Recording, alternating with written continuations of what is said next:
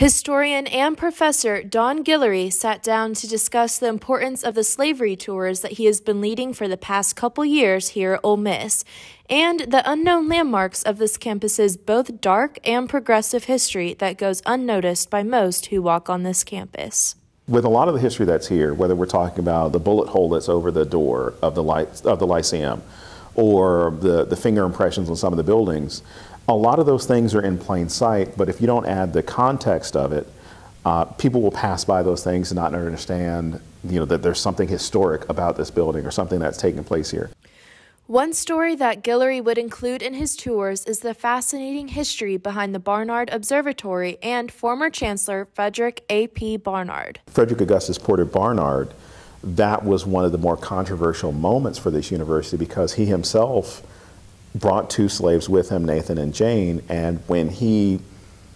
expels a student for sexually assaulting his enslaved woman, Jane,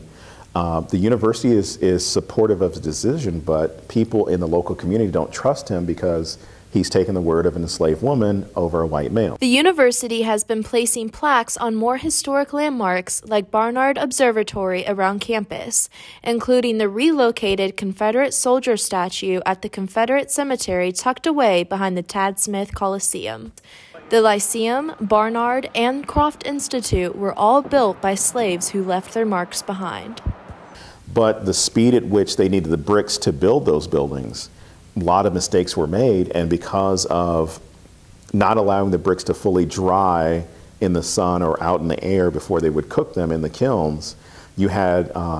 enslaved children and enslaved women that ended up leaving their impressions in because they would grab the bricks to turn them so they could sun dry, but because one part was a little bit more damp or it hadn't fully solidified or fully dried, they ended up leaving their finger impressions behind in those bricks. There is no doubt that there is so much more to uncover from the past regarding slavery at Ole Miss, but Guillory believes that it is within the public's and students' interests to keep this history alive.